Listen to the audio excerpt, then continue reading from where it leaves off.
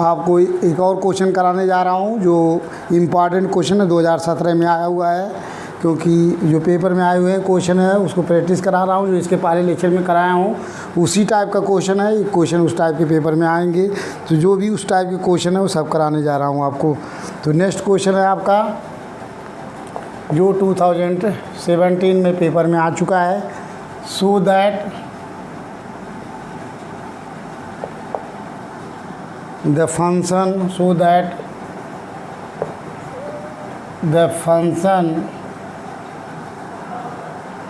defined by fz equal to under root mod xy, ये चीज़ है। Is not regular proof करना हमें। Is not regular at the origin,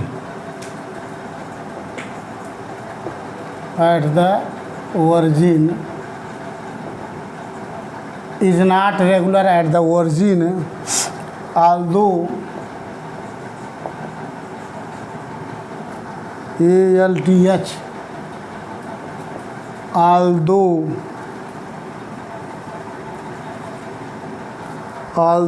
Cauchy-Riemann equation are satisfied.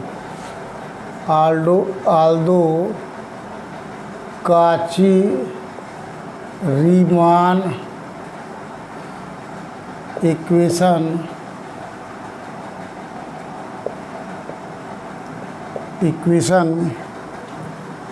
equations are satisfied.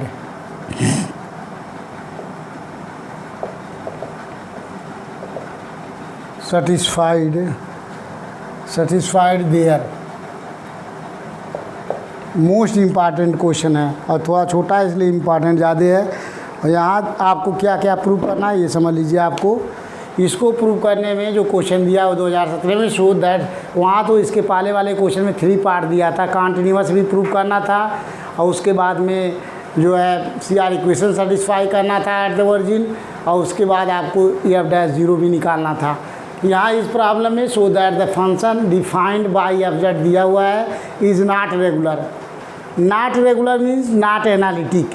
Analytic function, analytic का synonyms है regular. या आपको holomorphic prove करना हो, किसी फंक्शन को होलोमॉर्फिक प्रूव करना हो या रेगुलर प्रूव करना हो, मीन्स एनालिटिक फंक्शन प्रूव करना है, एनालिटिक प्रूव करना है। तो एनालिटिक प्रूव करने के लिए जो फंक्शन दिया हुआ है यहाँ से सबसे पहले हम u एंड v निकालेंगे। और चूँकि एट द ओरिजिन पे जो है सेटिस्फाई कर रहा CR इक्वेशन, तो एट द ओरिजिन पे हमें del u upon del x, del u upon del y और del v upon del x और del v upon del y find करना होगा। एट द ओरिजिन पे निकालना होगा। Are satisfy there means origin पे सेटिस्फाई कर रहा है, तो ओरिजिन पे हमें जो है आपको ये निकालना होगा, पॉइंट निकालनी होगी। तो इसके लिए सबसे पहले हमें करना क्या है, सबसे पहले हमें u एंड v निकालना है। तो देख लीजिए सर, प्रूव करने के लिए यहाँ सबसे पहले जो गिवन फंक्शन है, गिवन fz इक्वल टू दिया हुआ है अंडर रूट mod xy, ये गिवन है। और ऑलरेडी fz का फार्मूला होता है fz equal to u plus IV। इन दोनों से कंपेयर कर देंगे from equation first and second से। Comparing first and second from equation first and second से कंपेयर करेंगे। Comparing from equation first and second, here u की वैल्यू निकालना है। u मीन्स ये हो गया under root mod xy and v की वैल्यू टू 0 है, क्योंकि यहाँ इमेजिनरी कोई पार्ट है नहीं, सब रियल है, इसलिए u equal to under root xy and v equal to 0 हो गया। तो आप इसको करना क्या है, इसको ओरिजिन पे हमें निकालना है CR इक्वेशन। तो देख लीजिए जो इसके पहले हमने कराया था एट द ओरिजिन, दो चीज़ निकालना है ओरिजिन पे। ओरिजिन मीन्स 0 0 पॉइंट पे निकालना है del u upon del x की वैल्यू और del u upon del y। Del v by del x and del v upon del y की वैल्यू ओरिजिन पे निकालना है। और उसके बाद में हमें रेगुलर प्रूव करने के लिए एफ डैश निकालना होगा 0, ओरिजिन पे निकालना होगा। Is not regular at the origin, 0 0 पे हमें एफ डैश 0 निकालना है और चेक करना है कि 0 पे एनालिटिक है कि नहीं है। तो सबसे पहले इसको निकालने के लिए देखिए फार्मूला होता है del u upon del x equal to limit origin वाला, याद रखेंगे एवरी क्वेश्चन में वही कॉमन है। ये होता है u x 0 minus u 0 comma 0 divide by x, ये फार्मूला है। तो सबसे पहले देखिए del u upon del x निकालना है, एक एक निकालते जा रहे हैं और आप पुट करेंगे। So limit x ten to 0, यहाँ यू एक्स 0, देखिए इसमें यू है, u is a function of x y, अब is a function of x and y. तो इसमें इस u में जहाँ जहाँ x है वहाँ x रखेंगे, y की जगह 0 पुट करेंगे तो देख लीजिए इसकी वैल्यू 0 हो जाएगी। ये आ गया 0, अब माइनस जहाँ x equal to 0 y equal to 0 पे 0 आएगा बटे x, तो इसकी वैल्यू आ गई 0। Same to same del u upon del y निकालेंगे, यहाँ भी लिमिट y टेन टू 0, ये हो गया u 0 comma y minus u comma 0 comma 0 divide by y. यहाँ भी लिमिट y टेन टू 0, यहाँ देख लीजिए इस पर u में x इक्वल टू 0 पुट कीजिए, 0 पुट करेंगे तो 0 हो जाएगा। तो x इक्वल टू 0, अब y की वैल्यू y ही रहेगा, तो 0 इंटू वाई मीन 0, तो यहाँ भी हो गया 0 माइनस 0 अपॉन y निकालेंगे तो इसकी भी वैल्यू आ गई 0। इसी तरीके से निकालेंगे del v upon del x. So limit x ten to 0, ये हो गया आपका v x comma 0 minus v 0 comma 0 बटे ये हो गया आपका एक्स।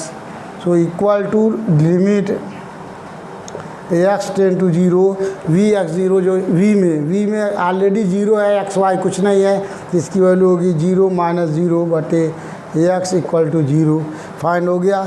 इसी तरीके से यहाँ से del v upon del y निकालेंगे, लिमिट y टेन टू 0, ये हो गया v 0 comma y minus v 0 comma 0 बटे y, ये हो गया यहाँ से लिमिट y टेन टू 0। अब यहाँ भी देखिए v में कोई वैल्यू नहीं है तो ये सब 0 हो जाएगा, यहाँ से 0 upon 0 into y equal to 0। इसका मतलब क्या देख लीजिए, स्पष्ट है कि यहाँ जो सी आर इक्वेशन सेटिस्फाई कर रहा है। Clearly it is clear that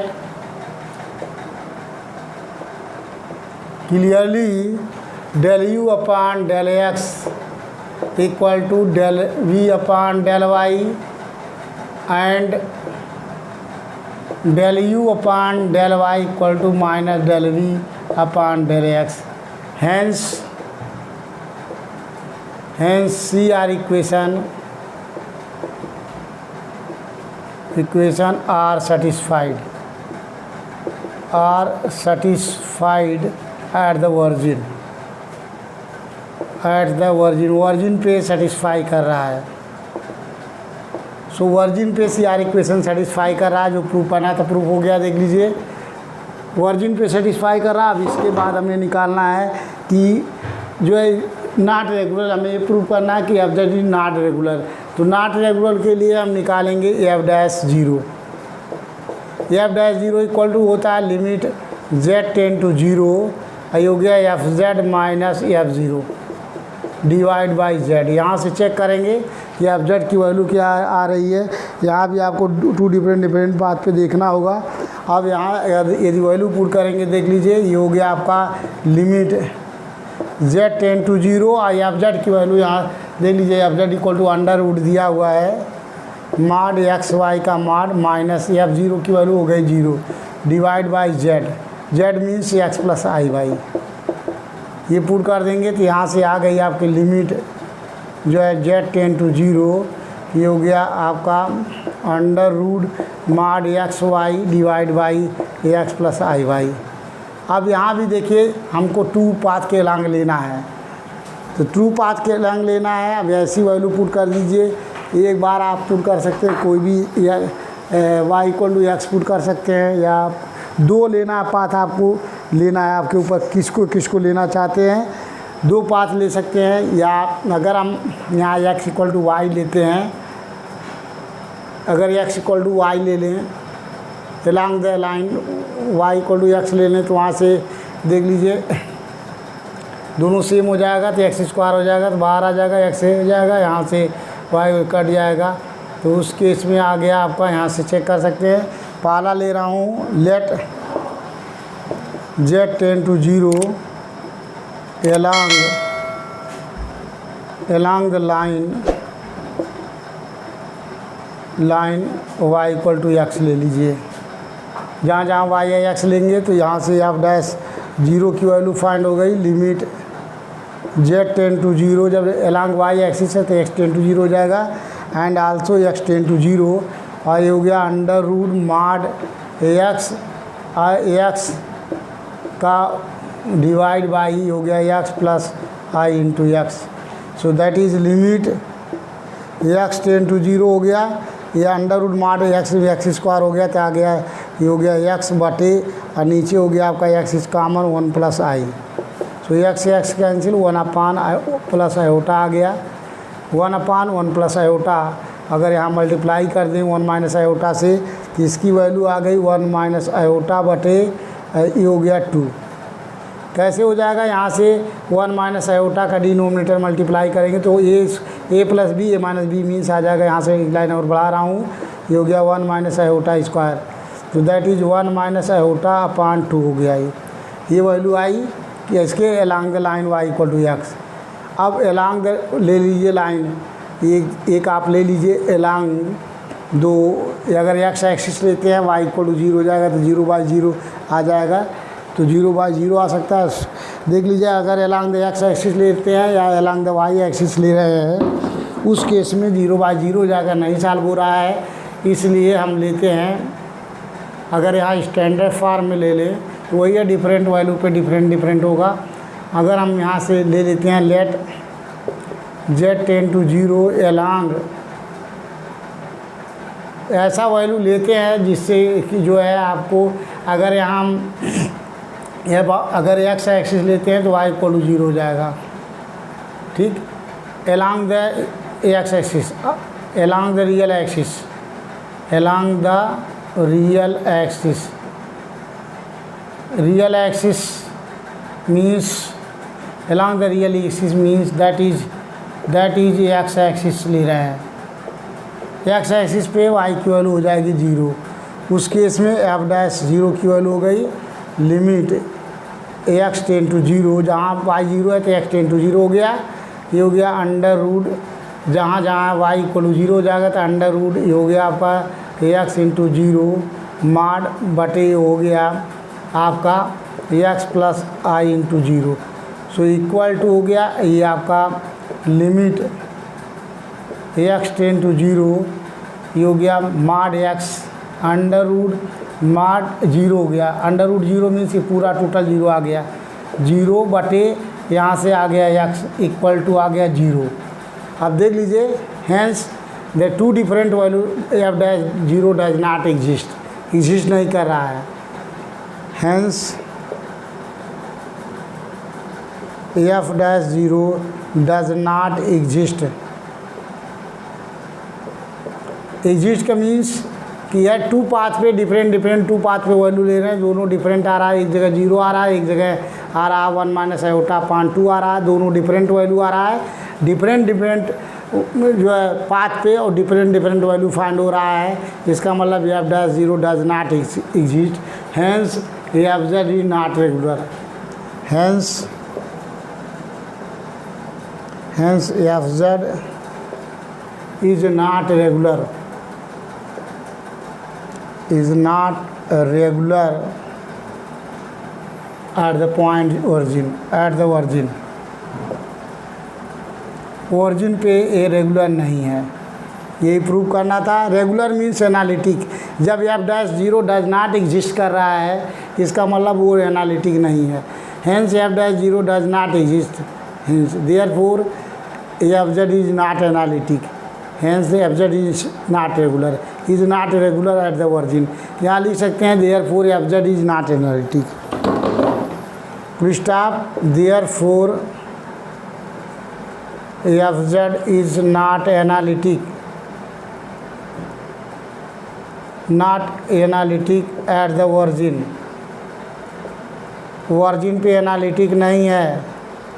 उसके बाद hence FZ is not regular at the origin हो गया। ये आपको प्रूव करना था। इसको आप प्रैक्टिस कीजिए, शेयर कीजिए और सब्सक्राइब कीजिए। इम्पॉर्टेंट क्वेश्चन है, ये भी आपको 2017 में आया हो। थोड़ा क्वेश्चन छोटा है, इसको आप प्रैक्टिस कर सकते हैं। नेक्स्ट क्वेश्चन आपको कराएंगे नेक्स्ट वीडियो में।